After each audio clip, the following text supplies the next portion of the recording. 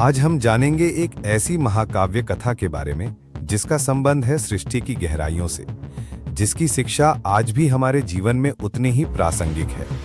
ये बस एक पुरानी कहानी नहीं, ये है समुद्र मंथन की महागाथा। एक समय देवता अपनी शक्ति खोने लगे।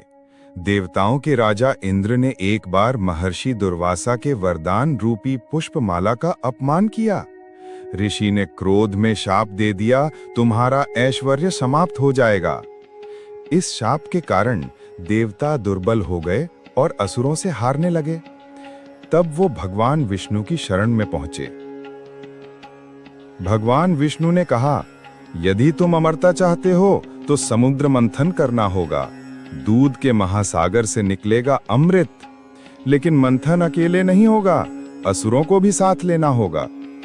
मंथन के लिए मंदार पर्वत को मथानी बनाया गया और वासुकी नाग को रस्सी।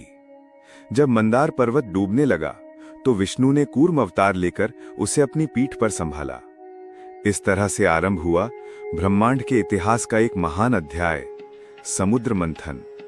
एक ओर देवता, दूसरी ओर असुर, और लक्ष्य एक, अमृत। वासुकी के मुख से निकलने लगी जलती हुई अग्नि। जिन असुरों ने वासुकी का मुख पकड़ा था वे भयभीत हो उठे। फिर भी मंथन नहीं रुका, क्योंकि लक्ष्य था अमृत की प्राप्ति। मंथन से सबसे पहले निकला एक भयानक विष, हालाहल, इतना घातक कि पूरी सृष्टि को नष्ट कर सकता था। देवता और असुर घबरा उठे। तब वे भागे महादेव की शरण में। शिव, करुणा के देवता, उन्होंने बिना विचारे उस विष को अपने कंठ में धारण कर लिया। विष उनके गले में अटक गया और उनका कंठ नीला हो गया। वे कहलाए नीलकंठ। उस विष की ज्वाला से शिव का शरीर तपने लगा। देवताओं और ऋषियों ने उन्हें शांत करने के लिए चढ़ाया गंगाजल, दूध और बेलपत्र। तभी से श्रावण मास में शिव की विशेष पूजा होती है।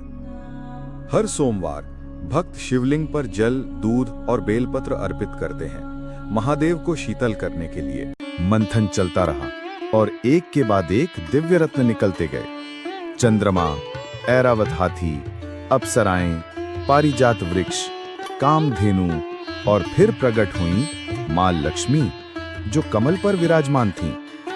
भगवान विष्णु ने उन्हें अपनी अर्धांगिनी बनाया। सबसे अंत में निकले धन्वंतरी, जिनके हाथ में था अमृत कलश। अमृत देखते ही असुरों ने उसे छीनने की कोशिश की। तब भगवान विष्णु ने लिया अपना मोहिनी रूप, एक दिव्य रूपवती स्त्री। मोहिनी को देख असुर मोहित हो गए और उन्होंने स्वयं ही अमृत उसे सौंप दिया। मोहिनी ने अमृत देवताओं में बांट दिया।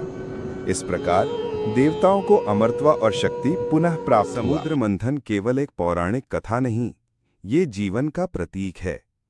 हमारे जीवन में भी मंथन होता है, कभी विष निकलता है, कभी अमृत। हमारे भीतर भी देवता और असुर का संघर्ष चलता है। शिव हमें सिखाते हैं कि कष्ट और विष को भी शांत चित्त से सहना ही सच्चा त्याग है। श्रावण मास उस त्याग और तपस्या की स्मृति है।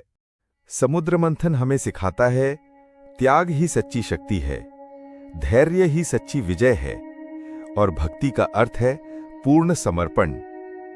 महादेव ने बिना कुछ मांगे सबके लिए विष पिया, इसलिए वे हैं त्रिलोकेश, काल के भी काल, महाकाल। श्रावण मास में जब बादल घिरते हैं तो हर शिव मंदिर में गूंजती है हर हर महादेव। सनातन स्टोरीज को सब्सक्राइब करें और भारतीय संस्कृति की अमूल्य कथाओं को जीवित रखें।